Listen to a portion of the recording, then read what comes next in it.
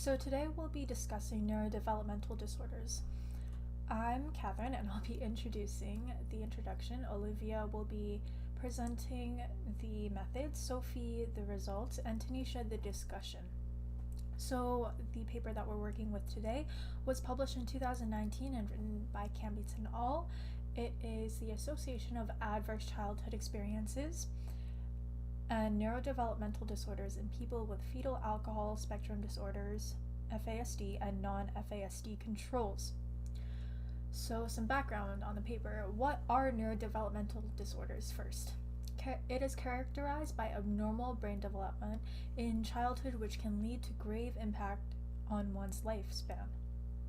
An example of a neurodevelopmental disorder is fetal alcohol spectrum disorder. In Chapter 24, fetal alcohol syndrome is defined as a pattern of physical and behavioral impairments shown in children with prenatal alcohol exposure. FASD encompasses behavioral, intellectual, and social impairments, as well as causing specific physical traits, which is presented in this slide, such as short stature and flat midface, and so on.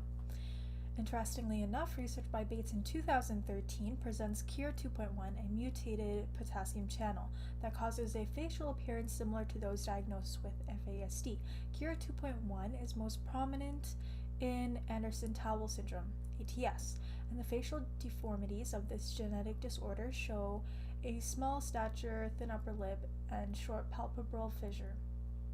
When the KIR 2.1 potassium channel is blocked, the cells downstream go through apoptosis, leading to these specific facial features as well as behavioral impairments. In Canada, the prevalence of FASD is about 1.8%, and in the US, it is about 3.6% in first grade students. FASD disproportionately affects children residing with alcohol-dependent guardians, living in poverty, orphanages, foster/adoptive homes. FASD is also prevalent in Indigenous populations. Compared to the general population, rates of FASD have increased 10 to 40-fold in these environments. Prevalence of FASD is shown in 1 out of 4 children in foster care homes, 1 out of 12 students in special education programs, and studies show comorbidity of mental and developmental disorders in children with FASD, such as intellectual disabilities being 22 times higher than those without FASD, anxiety disorders being 11 times higher, psychosis 24.5 times higher, ADHD 10 times higher. Some gaps in literature show that there's little information on mortality risk of fathers with FASD diagnosed children, whereas mothers of FASD diagnosed children show a mortality rate of about 4.5% 10 years after giving birth. There are also few studies published on the relationship with ACEs and FASD, which is what brings us to this paper. So this paper asks the questions: what is the relationship between ACE scores and FASD diagnosis with comparison to non-FASD diagnosis? What is the correlation with ACE scores and the number of comorbid neurodevelopment disorders? So the hypothesis is a relationship between FASD and adverse childhood experiences. ACEs may be important in understanding the confluence of events that may impact individual outcomes over the lifespan. Hi, my name is Olivia, and I will be presenting the methods section today. First of all, looking at the participants of the study, the inclusion criteria was that the participants were under 22 years of age and had any diagnosis under the FASD umbrella, where FASD was diagnosed using fetal alcohol syndrome checklist and the alcohol-related neurodevelopmental disorder checklist. On the other hand, the exclusion criteria was that anyone over 21 years of age was excluded, and anyone that did not have any history of prenatal alcohol exposure or any neurodevelopmental disorders was excluded as well. The inclusion criteria for the non-FASD controls were that they were under 22 and did not meet any criteria for any FASD and were seen between 2010 and 2017. There were 728 eligible cases for review, but after the exclusion criteria was accounted for, There were 203 patients included in this study, 98 with FASD and 105 without. So important to note, this study was a cross-sectional chart review of patients. Firstly, 10 adverse childhood experience items from the National Council of Juvenile and Family Court Judges was used to assess the prevalence of ACE among participants. The score is comprised of 10 binary variables: verbal/emotional abuse, physical abuse, sexual abuse, unloving family/emotional neglect, parental mental illness, neglect, parents divorced/separated, mother abused, drinking or drugs in the house, and parent in prison. 2 separate adverse events were captured as well: placement in foster care and residential care, but these were not included in the 10-item ACE score. ACE scores were obtained from many different sources, and if the score was included from a previous evaluation, it was used. The 15 most common neurodevelopmental diagnoses routinely made at the center, with a prevalence rate of more than 10%, were used in analysis as binary indicator variables. These included ADHD, oral comprehension deficit, sleep disorder, cognitive impairment, visual impairment, anxiety disorder, speech disorder, enuresis, language disorder, memory impairment, and depression. If patients already had a neurodevelopmental disorder diagnosed, that was utilized unless the most recent diagnosis seemed more accurate. Here's an example of an ACE question that was included in the 10 questions. As you can see, the questions are directed toward the individual's life growing up. Many statistical analyses were done in order to understand the relationship between the variables. The prevalence of ACEs in the 3 ACE score groups were comprised between subjects with FASD and the non-FASD controls using risk ratios.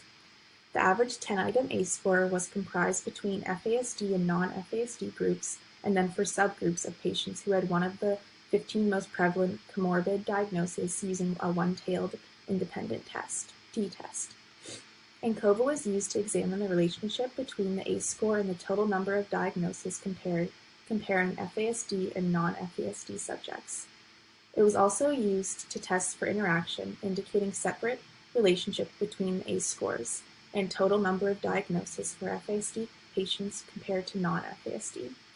If any interaction was significant, the relationship between ACE score and the total diagnosis between FASD and non-FASD was examined using linear regression and Pearson's correlation.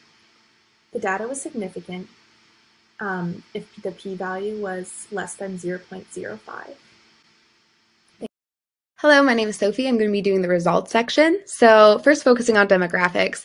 After filtering the potential eligible cases, 203 subjects met the study's criteria, as Olivia previously mentioned. There were 98 individuals belonging to the FASD group and 105 to the non-FASD group. The age of the participants ranged from 2 years old to 20, with the mean age being around 8.62 years old. Comparing sex, 64.5% of the overall participants were male and 35.5% were female. When comparing each group's adverse childhood experience variable, or ACE, participants with FASD were statistically more likely to have any of the 10 variables listed and have a higher ACE score than the control group, as FASD applicable variable mean was around 5.3, which was significantly bigger than the control groups, which was 1.69. The only variable that was not significant to the FASD group was parental mental illness variable. Specifically, children with FASD were 3 times more likely to have an ACE score ranging from 2 to 5, and 6 times more likely to have a score ranging from 6 to 10, compared to the control group that did not show this relationship. According to the ACE and compared to the control group, the top 5 variables children with FASD have higher risk of experiencing are being in a home with alcohol or drug users, being in foster care, being neglected, exposed to unloving family, and experience emotional neglect. Looking at FASD and ACE's relationship to additional neurodevelopmental disorders, there was a positive relationship between FASD group and the onset of other neurodevelopmental disorders, as having FASD seemed to increase the risk compared to the control group. The top 5 prevalent additional neurodevelopmental disorders were ADHD, oral comprehension deficits, sleep disturbances, cognitive impairment, and visual impairment. In fact, FASD patients had a higher average of receiving comorbid diagnosis. on the ANCOVA test, a relationship between high ACE scores and an increased risk of developing neurodevelopmental disorders to having FASD was made and was significant. There was no relationship between non-FASD group and these variables. So I really like this graph because it kind of summarizes the whole study's results section in a nice graph and shows the relationships found between FASD, ACE, and neurodevelopmental disorders. So compared to the control, FASD groups are 2 times more likely to have an ACE score in the 2 to 6 range and 8 times more likely to have an ACE score over 7. FASD patients were more likely to be placed in foster care by a 5-fold increase and residential care by a 7-fold increase compared to the control. The graph also shows that the FASD group risk of having 5 to 7 and 8 to 15 comorbid neurodevelopmental disorders are doubled from the control group. And that concludes the results section. My name is Tanisha Teal, and I did the review of the discussion section. So the goal of this study was to compare the prevalence of adverse childhood events, or ACEs, and neurodevelopmental disorders in subjects with fetal alcohol spectrum disorders and non-fetal alcohol spectrum disorder controls. The hypothesis of the study was that a relationship between fetal alcohol spectrum disorder and adverse childhood events, or ACEs, may be important in understanding the events that impact individual outcomes throughout the lifespan. The main findings of the study were that ACEs are much more common in people with fetal alcohol spectrum disorder compared to non-fetal alcohol spectrum disorder controls. And the most prevalent type of adverse childhood event they found were neglect, parental substance use, parental separation, and physical abuse. They also found that ACEs are associated with an increased risk for comorbid neurodevelopmental disorders. So this causes an increase in demand on parents, foster care, and healthcare.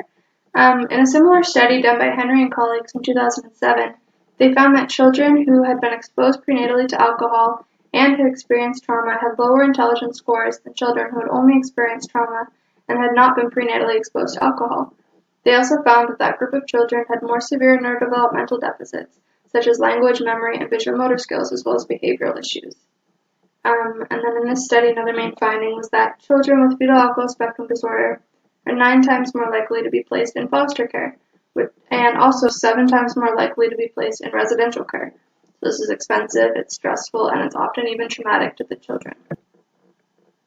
Strengths and limitations of this study. The first strength was the number of subjects in this study. So this study had 203 subjects, which is a large N study. The agreement of comorbid neurodevelopmental disorders.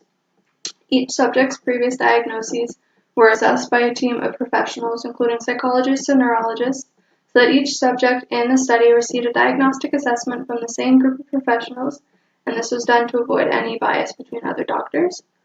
Limitations include a narrow range of demographics in the subjects, so all of these subjects were under 22 years old, so it isn't really generalizable to other age groups.